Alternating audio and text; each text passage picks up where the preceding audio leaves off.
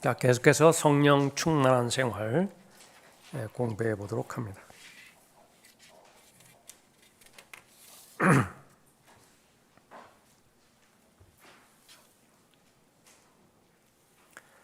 사람이 영적인 존재로서 인생에 있어서 커다란 그 사건 두 가지를 말하라고 한다면, 태어나서 구원받기 전까지는 마귀의 영을 따랐죠. 그 세상의 영을 따라서 그렇게 살아왔습니다. 그러다가 복음을 통하여 진리의 영이신 성령 하나님의 인도함을 받게 되는데, 그때에 가장 극악하게 마귀가 발악하는 순간입니다. 처음에는 잘 모르죠. 그러나 구원받고 나서 하나님의 말씀을 살펴보았을 때에 그때 내 인생 가운데서 가장 커다란 위기의 때였구나 라고 하는 사실을 알게 되는 것입니다. 이 세상의 신이 예수 그리스도를 영접하지 못하도록, 받아들이지 못하도록 믿지 않는 자의 마음을 방해하는 것입니다. 적극적으로 공격하는 것입니다. 그 사실을 성령 하나님께서 알고 계시고 독려하시죠. 또 용기를 주시는 것입니다. 그들 가운데 이 세상의 신이 믿지 않는 자들의 마음을 어둡게 하여 하나님의 형상이신 그리스도의 영광스러운 복음의 광채가 그들에게 비치지 못하게 하느니라. 주체가 누구냐? 내가 아니에요. 믿지 못하게 하는 주체가 내가 아니라 나 이전에 나의 마음을 어둡게 하는 마귀라고 하는 사실입니다. 악령이지요. 그리스도인의 삶은 한마디로 말한다고 한다면 성령과 악령과의 싸움입니다. 거룩한 영과 더러운 영과의 대결 구도 가운데 그 사람이 들어가게 되어지는 것이에요. 그 전까지는 성령 하나님의 인도함을 받지 못했으니까 악령에 의해서만 통제되었죠. 더러운 영에 의해서만, 탐욕의 영, 정욕의 영에 의해서만 통제되었습니다. 그래서 그 생애는 더러운 생애라고 해요. 그것이 아무리 교육이라고 하는 이름으로 또 윤리와 도덕이라고 하는 이름으로 포장되고 치장되었다 하더라도요, 그 한꺼풀만 벗겨내버리면 금방 드러나게 되죠. 그러니까 요즘은 그런 포장조차도 없어요. 어느 정도 그 전까지는 비상식적인 일을 행했다고 한다면 최소한 수치스러운 그런 낯이라도 그렇게 표했는데, 요즘은 그런 것도 없어요. 그러다가 이제 하나님의 은혜 가운데서, 자비 가운데서 구원을 받게 되었습니다. 더 이상 세상의 영에 인도함을 받지 않는 것이에요. 이 사실을 인식하고 하나님의 말씀을 보는 것이냐, 이 사실을 인식하고 오늘과 같이 경배에 참여하는 것이냐. 그러나 이 부분에 대해서 기도조차 한번 하지 않고요, 그냥 늘 하던 습관대로, 늘 하던 의식대로 그렇게 행했다. 그러면 마귀는요, 그냥 가치 없는 대상으로 제껴버려요. 마귀에게서조차도 가치가 없어요, 그런 사람은. 왜냐하면 성령 하나님의 인식을, 존재를 믿지 않는 사람은요, 그것은 마귀가 그 사람을 공격할 여지조차 없는 것입니다. 그냥 흘러가는 대로 만들어버립니다. 그래서 제일 좋은 사람이, 마귀가 상대하기가 제일 좋은 사람이 종교인이에요. 종교인. 험악하게 그렇게 부도덕한 죄를 짓는 죄인, 그런 존재보다도 더 좋아하는 사람이요, 아주 겉이 잘 이렇게 깨끗하게 그렇게 되어지고요, 종교적인 열성으로 무장된 사람이라. 더욱더 성령 하나님의 인도하심과 성령 하나님의 충만이 왜 중요한 것인지 잘 알아야 되겠죠. 그 위기가 이제 한번 지나갔어요. 두 번째로는 그 다음 위기가 언제 찾아오는 것이냐. 그러면 이제 헌신할 때입니다. 찾아보죠. 로마서 12장 보십시오. 로마서 12장.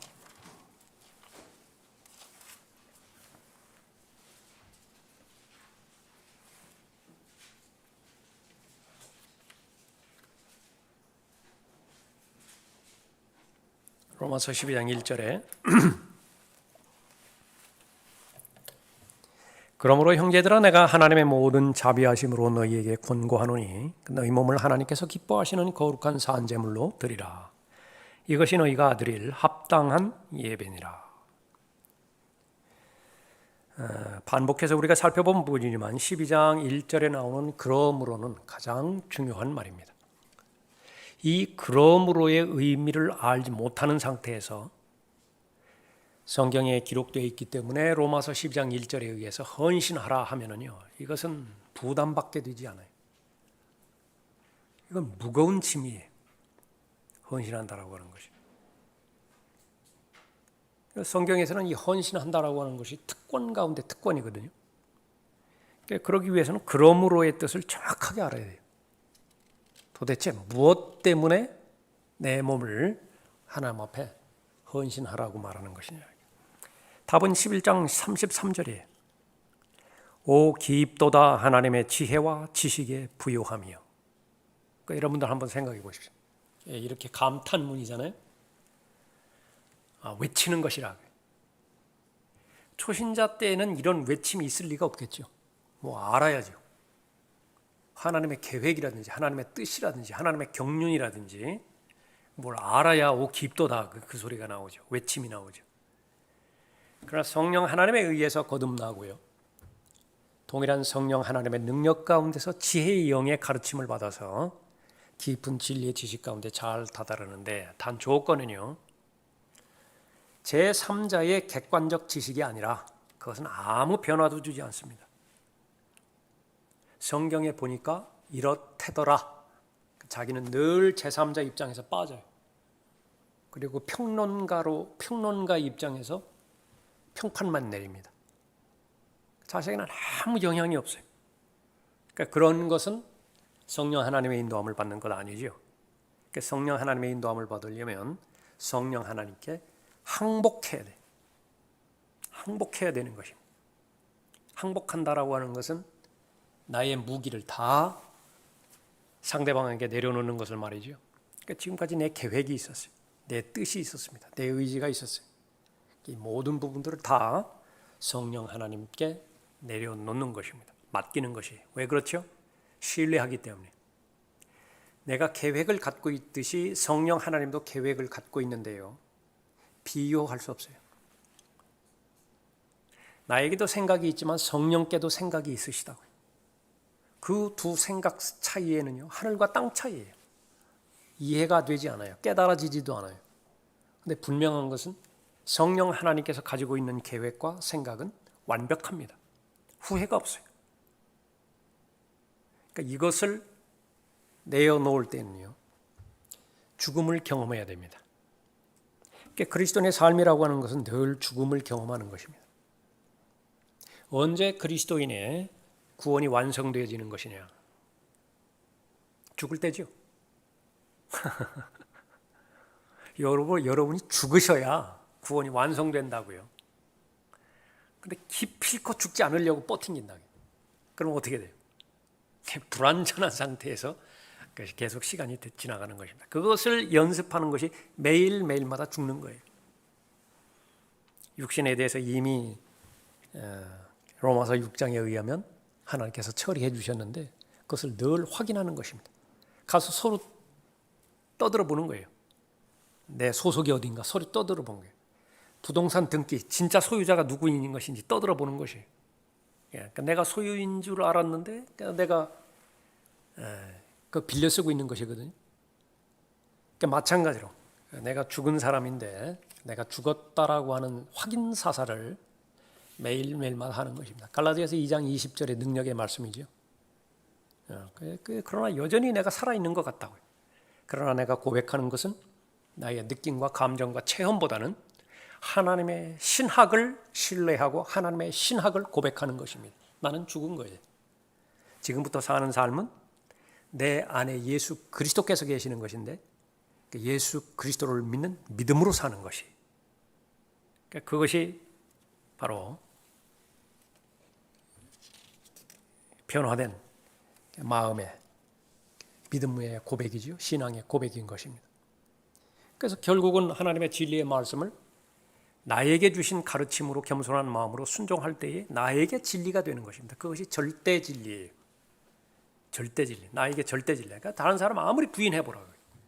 70억 명이 있는데 나를 제외하고 나머지 70억 명 전체가 다 성경을 부인해보라고요. 내가 부인하나. 그것이 바로 절대 진리가 되는 거죠. 그렇게 되어지면 그 마음을 성령께서 읽으시고 그 사람의 믿음의 분량을 점점 더 늘려주시는 것입니다. 다시 보십시오. 33절에 오 기입도다 하나님의 지혜와 지식에 부요하며 그분의 심판을 어찌 헤아리며 그분의 지나간 길을 어찌 찾아내려 누가 주의 생각을 알았느냐 누가 그분의 의논자가 되었느냐. 그런데 주와 합하는 자는 한 영이 되었죠. 그러니까 그렇게 이루어졌어요. 그분은 비교할 수 없는 유일무이한 카운슬러죠. 나에게 상담자시라고. 뭘 맡기지 못하겠어요? 그러므로의 뜻은 그거예요. 12장 1절에 그러므로 형제들아 내가 하나님의 모든 자비하심으로 너희에게 권고하노니 너희 몸을 하나님께서 기뻐하시는 거룩한 산제물로 드리라. 이것이 너희가 드릴 합당한 예배니라. 정상적인 삶, 지극히 정상적인 삶이고요. 지극히 당연한 삶이에요. 의당 그렇게 살아야 돼요. 그것이 합법적이고 합리적인 삶이에요. 그것이 아주 상식적인 삶이라고 말이에요. 그러니까 그것을 강조하는 거예요. 근데 이 부분이 이루어지지 않는다라고 한다면요. 그러니까 뻔하죠. 그거는 비정상적인 삶이에요. 불합리한 삶이라고요. 그러면 더 구체적으로 말하면 죄 문제를 해결하지 못하고 하루하루 끌려다녀요. 그것이 계속 반복되어지면 죄의 사슬에 매여서 악한 그 죄의 습성을 만나서 너무 쉽게 죄에 애워싸버려요. 그러니까 별것도 아닌데 항복해버린다. 싸울 의욕도 없고. 이것이 두 번째 위기입니다. 그런데 여러분이 알고 계시는 것처럼 경험한 것처럼요. 이 두 번째 위기를 극복하는 사람은 극히 소수라는 사실이에요. 극히 소수입니다. 그러나 진정한 승리의 삶과 진정한 성령 충만으로서의 삶을 성령 하나님께서 우리에게 요구하시는 것은 경험하라 그거죠. 체험하라 그거예요. 그러니까 경험되어지지 않는 것은요, 성령 하나님의 가르침이 아니에요. 체험되어지지 않는 것은 성령 하나님의 가르침이 인도하심이 아니라라고 하는 사실입니다. 그러면 그것은 무엇이냐면 늘 관념 속에만 있어요. 사상 체계 안에만 있어요. 성령 하나님에 대한 지식이. 그런데 내 일생생활은 또 겉돌아요. 그것이야말로 마귀가 원하는 것입니다. 그것이야말로 악령이 원하는 거다. 삼일체 하나님을 태양빛에 그렇게 비유하셨을 때에 눈에 보이는 가시광선이 있고요. 눈에 보이잖아요. 예수 그리스도를 예표한다. 눈에 보여지지도 않고 만져지지도 않는 화학선이 있다고요. 아버지 하나님을 예표하죠. 그러나 뜨겁다고요. 열선이죠, 열선. 한여름 정오에 나가면 아주 뜨겁잖아요. 느껴진다고요. 그러니까 성령 하나님을 예표하는 것입니다. 그러니까 그렇기 위한 대전제 조건이 무엇이냐 그러면 바로 헌신하는 것입니다. 그렇게 되어지면 성령께서 보장해 주시는 것입니다. 마음의 변화를 통하여 하나님의 뜻이 무엇인지를 알려주시는 것입니다. 2절에 너희는 이 세상과 일치하지 말고, 이거 제일 전제 조건인데 왜 일치하지 말아야 되는 것이냐면 이 세상을 통제하는 소프트웨어가 있어요. 하드웨어 말고 이 세상을 통제하는 소프트웨어가 있는데 그 소프트웨어를 프로그래밍 시키는 주체가 마귀이기 때문에 그래요. 세상의 영이기 때문에 그렇습니다. 그러니까 세상의 영으로부터 단절시키지 않으면 그 다음에는 새 프로그램을 깔 수가 없어요. 세상과 일치하지 말고 너희 마음을 새롭게 함으로써 변화를 받아 하나님의 선하시고 기뻐하시고 온전하신 뜻이 무엇인지 입증하도록 하라. 이건 증명하라. 내가 정말로 구원받았는지 구원받지 않았는지 입증해보라. 그 나무는 뿌리로 알 수 있는 것이 아니에요. 잎사귀나 꽃으로 알 수 있는 것도 아니라 그러니까 열매로 알아야 되는 것인데 그 열매가 맺혀지기 위해서는 바로 성령 하나님께서 그 헌신을 받으시고 하나님의 뜻을 알고 하나님의 뜻을 따르고자 자신을 드리게 되어지는 때죠. 그래서 하나님의 자녀가 경험하게 되는 가장 큰 위험, 그것은 구원받은 이후에 자신을 하나님 앞에 드릴 때 있는 것입니다. 성령 충만, 명령이죠. 성령으로 충만하라. 명령이니까요. 내가 그 명령에 순종할 마음이 있다 해서 순종하고, 아직은 내가 그 명령에는 순종할 마음이 안 선다, 그렇게 해서 불순종하고 그럴 처지가 전혀 아니라고 말해요. 마음의 상태가 어떠하든지 간에 상급자가 명령하면 순종해야 돼요. 그게 군대 명령 체제예요. 우리는 예수 그리스도의 훌륭한 군사로 부름을 받았고요. 성령 하나님의 인도함을 받았기 때문에 가장 긴급하게 중요하게 원하는 것은 뭐냐면 성령으로 충만하라. 그런데 문제는요, 그렇게 의식을 하고 순종을 하면 거꾸로 마음이 변화가 돼요. 우리가 원하는 건 무엇입니까? 마음이 변화가 되면 그때야 행동으로 옮기고 싶다고요. 찬송 부르고자 하는 마음이 형성이 되어야 찬송을 부르지, 이것이 순서라고 한다면 아니에요. 1차적으로 믿음으로 찬송을 부르는 거예요. 그러면 역으로 마음의 변화가 생기는 것입니다. 성령 충만으로 인해서 내가 그 하나님의 말씀에 순종을 하는 거예요. 그래서 의지적으로 웃어요. 의지적으로 기도해요. 그러면 그 기도를 인도하신다고. 그 첫걸음이 문제가 되는 거죠. 그것을 믿을 수 있어야 돼요. 두렵고 떨리고 용기가 안 나지만은요, 입을 열어서 주 예수 그리스도를 믿으라 첫 마디를 하는 거예요. 그러면 담대해져요. 강건해지고 용기로 그 마음이 무장되어지는 것입니다. 성령 충만은 바로 그런 부분입니다. 절대로 느낌의 문제가 아니라 감정의 문제가 아니라 이것은 내가 믿느냐 믿지 않느냐, 그러니까 내가 믿음으로 행했을 때의 믿음의 결과라고 하는 사실을, 그 사실을 믿을 수 있어야 된다, 그렇게 봐야 됩니다.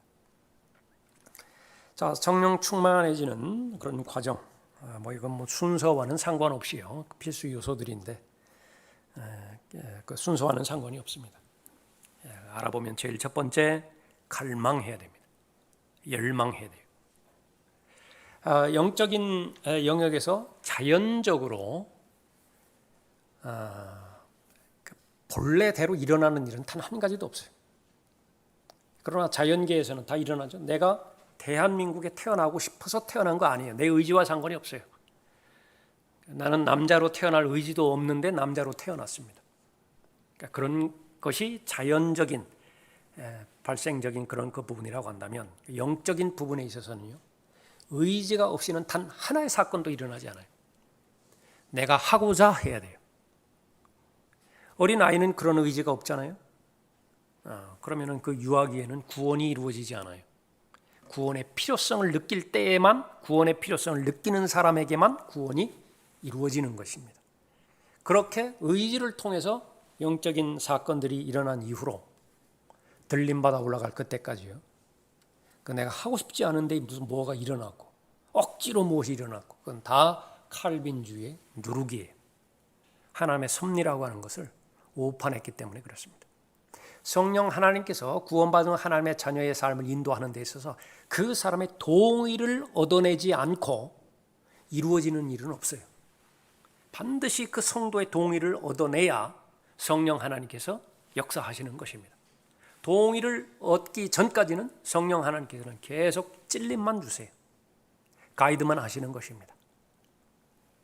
그것이 중요한 것인데, 성령 충만을 얼마만큼 필요를 느끼고 갈망해야 되는 것이냐. 그러면 마태복음 5장 6절에 있는 것처럼 의에 굶주리고 목마른 자들은 복이 있나니 그들이 배부를 것이며, 이 말이 무슨 말이냐? 한마디로 루저로서 이 세상을 살아갈 준비가 돼 있다, 그 말입니다. 여러분, 그러한 삶을 살 용단이 있으세요? 이 세상은 완전히 불의로 가득 찼어요. 무슨 뭐 공정, 뭐 정의 이런 거 외쳐보지만요, 그것은 다 자기 잣대로 재는 것이고, 하나님의 관점에서 봤을 때에 의라고 하는 것은 발견되지 않아요.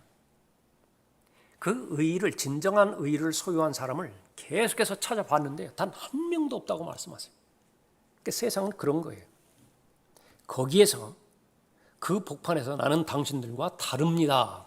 그것을 표명을 한번 해보세요. 표명을 한번 해보시라고. 술로 다져진 그 우애들로 이루어졌는데 무슨 동창회니 무슨 뭐 회식이니 뭐 그런 데 되세요. 정색을 하고 나는 그리스도인이기 때문에 술을 안 먹습니다. 한번 그 소리 한번 해보라고요. 어떤 일들이 발생이 되어지는 것인지. 그 말이에요. 의에 굶주리고 나는 불의는 관심이 없다고.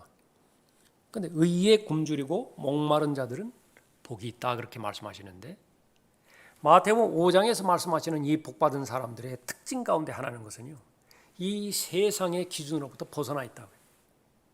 과연 원하는 것인가? 나는 성령 충만의 결과는 무엇이죠? 내가 성령으로 충만해졌다. 내가 간구해서 성령으로 충만했다. 그러면 그렇게 사이가 좋았더니요, 시어머니와 며느리가 원수가 돼버리는 거예요. 갑자기 며느리가 달라져 버렸어요.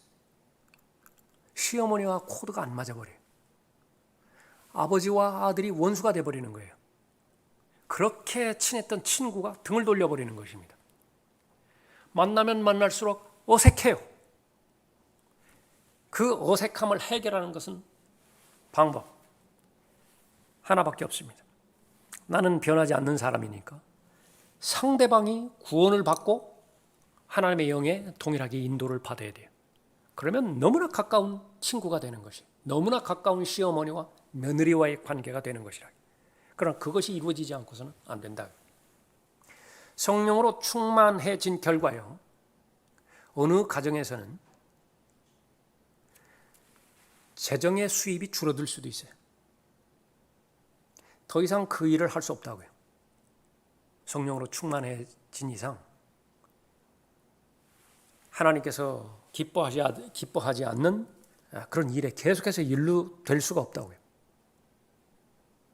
그럼에도 불구하고 나는 성령으로 충만해지고자 하는 마음의 열정이 있는 것이 아니라 열망이 있는 것이냐, 거기까지 기다리는 거예요. 하나님은. 그래도 그것이 손해가 있다 하더라도, 그것이 대가가 치러지는 일이 있다 하더라도 하나님께서 보여주시는 영적인 안목, 멀리 보는 안목이죠. 영원히 변치 않는 영원한 것이 무엇이냐에 대한 가치관이죠. 그 부분에 나는 초점을 맞추겠습니다. 그 마음의 의지를 하나님 앞에 드릴 때에 이제는 성령 충만의 필요를 느끼는 사람이고 갈망하는 사람이라 그렇게 보는 것입니다. 그러면 성령 충만해가지고 무엇을 하는데요? 성령 충만해져가지고 무엇을 하려고? 은사주의자들 답변은 하나예요. 기분 좋아지려고. 성령으로 충만하면 기분이 좋아진다. 그렇기 때문에 밤낮 부르짖는 것입니다. 그러나 과연 그런 것이냐? 성경에서는 아니에요. 그런 건 아니라고요. 그건 무엇이냐? 두 가지만 우리가 살펴본다고 한다면 누가복음 24장 보십시오. 성령으로 충만해졌을 때에 성령 하나님께서 어떻게 그 사람을 능력 있게 쓰시는 것인가? 46절에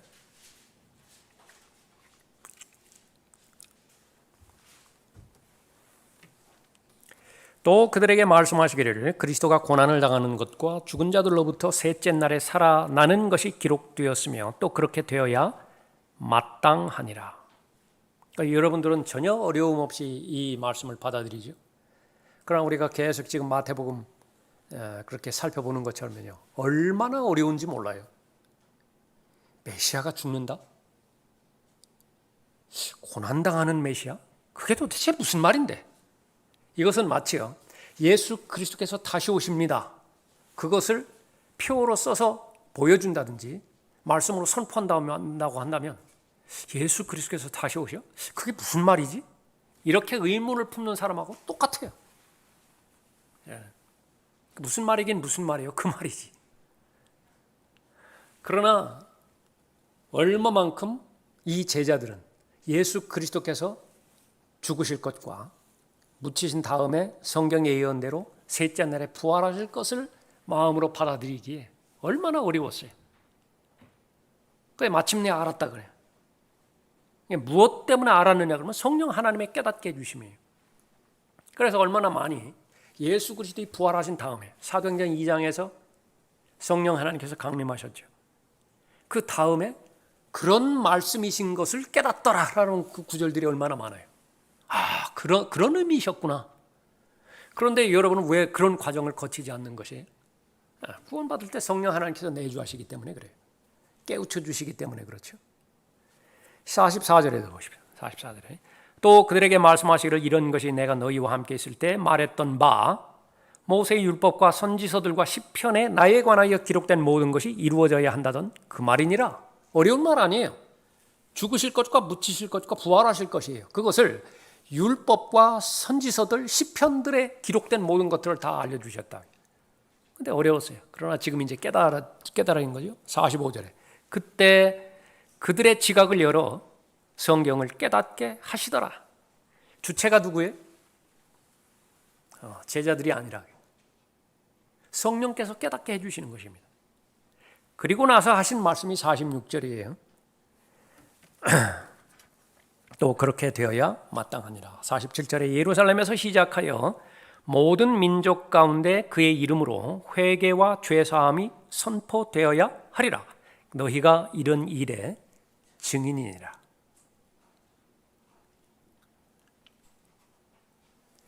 회개와 죄사함이 선포되어야 되는데 누가 할 것이냐? 너희가 해야 되는데 바로 성령으로 충만해지지 않으면 불가능하다. 그래서 기다리라고 그랬죠.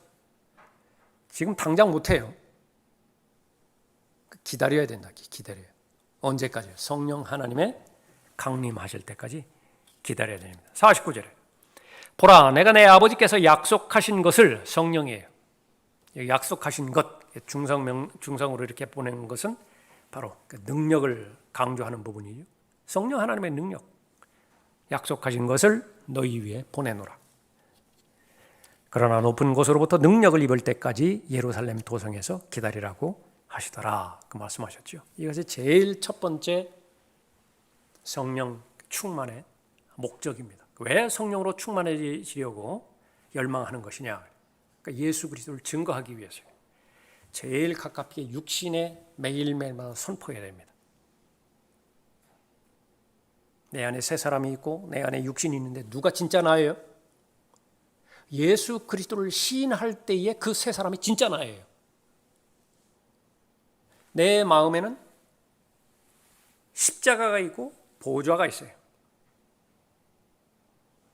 보좌에 예수 그리스도께서 앉으셨다. 나는 십자가에 달린 거예요. 그럼 그것은 복음에 합당한 삶을 살게 되어 있습니다. 그러니까 예수 그리스도께서 왕이시니까 왕이 군림하는 거예요. 왕이 통치하는 것입니다. 왕이 다스리는 거예요. 누구를요? 나를. 그러나 반대로 돼버렸다. 내가 보좌에 앉아버렸습니다. 그럼 예수 그리스도는 십자가에 달릴 수밖에 없어요. 중립지역이 없어요. 그럼 이제 내가 왕이 돼버리는 것입니다. 그러니까 예수 그리스도는 아무 효력이 없어요. 십자가의 원수들로 살아가게 되어지는 거죠. 거기서부터 내 육신에 대해서 나는 그리스도인이라고 그리스도와 함께 살아났으면 위를 마땅히 바라보아야 되는 사람이라고. 구원받기 전에는 땅만 보고 땅의 것들에만 관심을 가졌지만은 이제는 목적과 수단이 바뀌었다고. 그러니까 그렇게 자신에 대해서 시인하고 예수 그리스도를 증거할 수 있겠죠. 그것이 이루어지면 자연스럽게 주변에 대해서 문 열어주시는 대로 기회 주시는 대로 예수 그리스도를 증거하는 것입니다. 사도행전 1장 보십시오.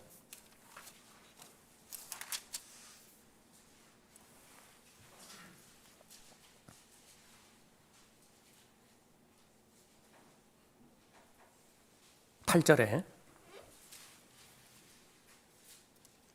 그러나 성령께서 너희에게 임하시면 너희가 능력을 받으리니 그러면 예루살렘과 온 유대와 사마리아와 땅 끝까지 이르러 내게 증인이 되리라고 하시니라. 누가복음 24장에서도 성령 하나님의 능력에 대해서 말씀하셨고요. 사도행전 1장 8절에서도 능력에 대해서 말씀하셨습니다. 반드시 성령 하나님의 능력을 입어야 돼요. 능력을 받아야 되는 것입니다. 그 능력은 무엇이냐? 그것을 설명한 것이 사도행전이에요. 사도행전은 성령의 능력이 어떻게 나타나는가를 계속해서 일관적으로 지속적으로 설명하고 기록한 책입니다. 그러면 그 사도행전에 이어서 기록되어 있는 바울 서신들, 로마서부터 빌레몬서까지는 그 사도행전이 배경이 되어지고요. 밑그림이에요. 사도행전이 배경이 된 상태에서 로마서가 기록되었고 고린도전후서가 기록되었죠. 근데 수요일인가 말씀드린 것처럼 사도행전을 배제시켜버린다. 사도행전을 배제시켜버리고 서신서만 읽어버리는 거예요. 다 자기 중심대로 다 해석하죠. 다 자기 중심대로. 그러니까 자기 중심적이라고 하는 것은 무엇입니까? 성령 충만의 목적을 왜곡시켜버렸을 때는요, 인생의 목적이 평안한 삶이에요. 안정된 삶이라고요. 그러니까 평안하고 안정된 삶을 목적으로 성령의 도우심을 필요로 한다고. 그러니까 그것은 이교도예요, 이교도. 제일 중요한 것은 바로 그 성경에서 성령의 능력이 필요로 하는 것은 증거하는 것이다. 마찬가지입니다. 여기는 어디서부터 증거하는 것이냐? 예루살렘부터 시작해. 나 자신부터 증거하는 거예요. 가정에서부터 시작되겠죠. 그 주변에서 시작되겠죠. 점차 확정되어지는 것이 불안하지 않아요. 어떤 사람 보면 불안하다고요. 요란하게 하는 것 같은데 가정생활 엉망이에요. 그 가정생활 엉망이라고 하는 그 부분들은 모두 내 자신이 모든 식구들을 다 구원해야 될 책임이다. 그 말을 하는 것이 절대로 아니라고 말해요. 구원이라고 하는 것은 아시는 것처럼 그것은 하나님의 영역이기 때문에 혈과 육의 노력으로 구원하고 구원받지 않고 그런 것이 절대로 아니라. 그러니까 문제는 내 책임을 다하는 것이죠. 에스겔에서 그렇게 강조했던 것처럼 피값을 누구에게 요구하겠느냐라고 했을 때에 적어도 그 피값을 나에게 하나님께서 요구하시더라. 그 소리는 안 들으면 되는 것이라고요. 내가 전하지를 않았어요. 내가 전달하지를 않았다. 그러므로 인해서 나타나는 그런 모든 이 멸망에 해당되는 부분들은 내가 책임을 져야 되는 부분이죠. 교회 생활 엉망이라. 그러면 밖에 나가서는 막 요란하게 그렇게 하려고 한다. 아쉽죠? 스텝 바이 스텝으로 해야 돼요. 가정에서 잘 해야 되고 교회에서 간증을 있어야 되고 그래서 그 교회에서 그 성도가 아주 신실한 성도라고 하는 소리를 들어야 돼요. 그래야 다른 지역교회로부터 인정을 받을 때 의미가 있죠. 그러니까 지역교회 성도들은 다 안다고요. 얼마나 엉망인지.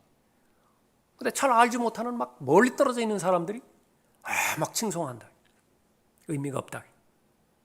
어쨌든 다시 본론으로 들어와서 성령 충만의 목적은 무엇이냐? 그러니까 그것은 바로 증거하는 데 있는 것입니다. 그러한 목적으로 나는 성령의 충만을 요구하는 것이냐, 열망하고 있는 것이냐, 잘하는 것이. 또 하나를 살펴보면 그것은 바로 성경적인 기도 생활입니다. 나는 기도 생활 잘하고 싶다고요. 그런데 내가 기도를 한다 하더라도 이것이 육신적인 기도인 것인지 예수님께서 말씀하신 이교도적인 기도인 것인지 아니면 하나님께서 기뻐하시고 하나님께서 듣기를 원하셨던 바로 그 말을 듣기를 원했어. 그러니까 그렇게 말씀하시는 성경적 기도인 것인지 난 잘 모르겠다. 그러나 내 염원은 내가 성경적 기도를 하고 싶다. 성령 하나님의 절대적인 인도하심이 있어야 됩니다. 적극적인 중보하심이 있어야 되는 것이죠. 그런 배경이 돼서 나는 성령으로 충만해지고 싶다. 그러면 그것은 올바른 의미에서 성령으로 충만해지는 것입니다. 로마서 8장 보십시오.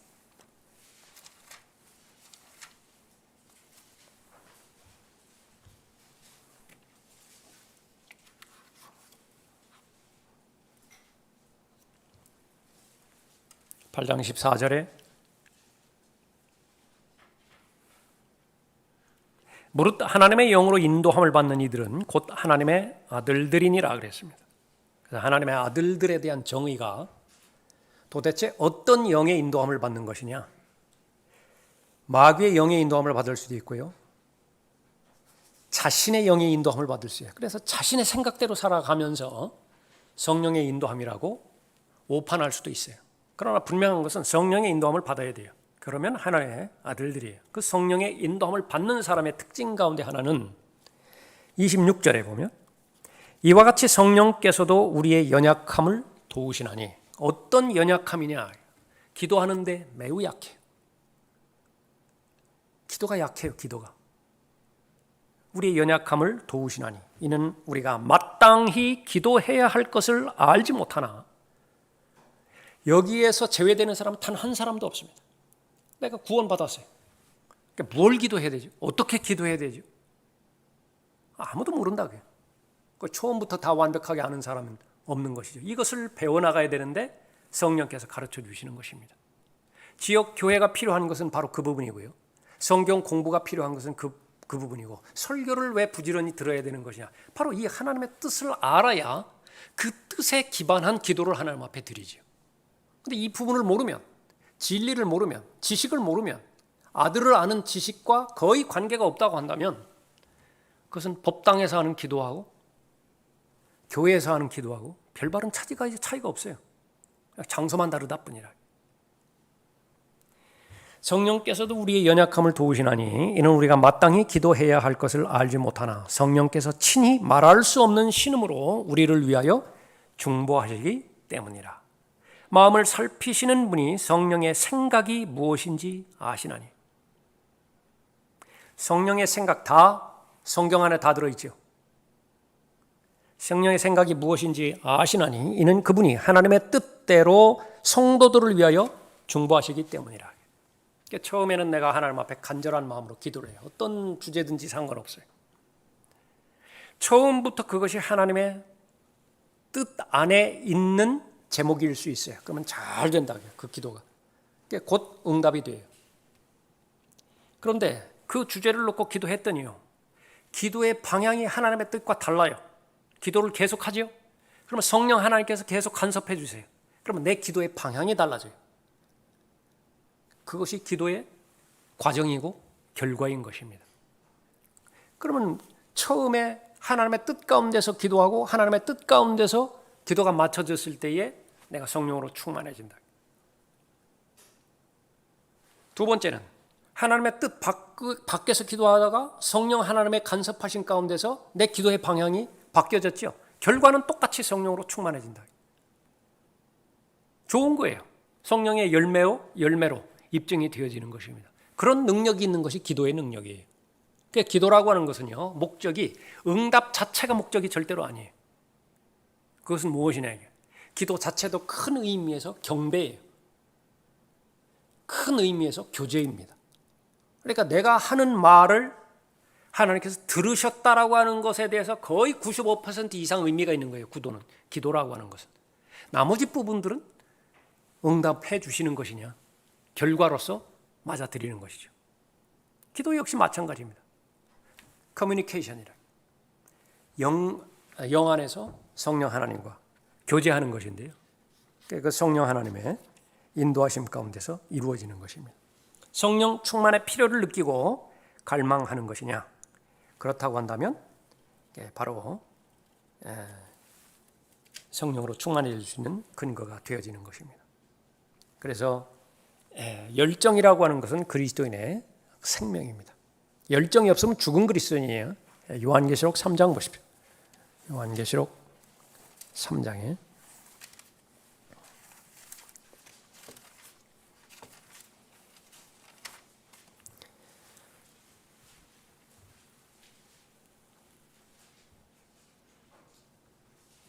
15절에 라오디케아에 대해서 말씀하시는 부분이죠. 내가 네 행위를 아노니 내가 차지도 아니하고 덮지도 아니하도다. 나는 내가 차든지 덮든지 하기를 원하노라. 하나님께서 제일 싫어하시는 성격, 결정하지 못하는 성격이 우유부단한 성격, 아주 싫어하세요. 다른 부분에 있어서는요, 우유부단할 수 있어요. 결정하는데 아주 힘들어할 수 있어요. 다른 영역에 있어서는. 그러나 성경 안에 들어와서 영적인 영역 안에서는요, 주저주저 하면 안 돼요. 그 영 안에서는 매번마다 결정해야 되고 또 선택해야 되는 그런 부분인데 거기에 깨어 있어야 돼요. 명확하게 그 배경을 알고 있어야 되고 무엇이 성령 하나님을 기쁘시게 해드리고 성령 하나님의 인도하심 가운데서 있는 것이냐 그 결정을 순간순간 잘 할 수 있어야 되죠.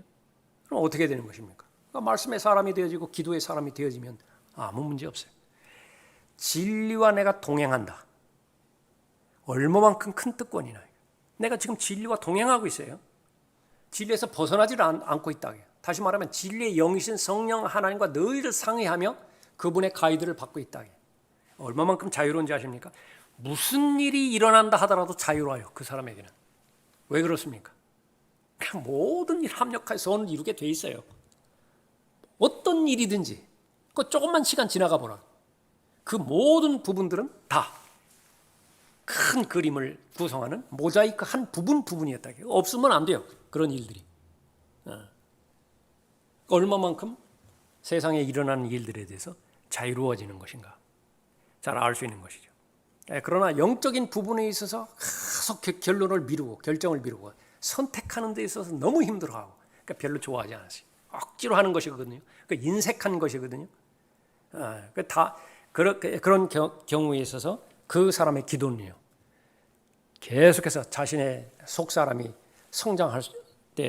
성장하도록 해야 되는 기도가 있는데 그것은 저에게 열정을 주십시오. 저에게 열정을 주십시오.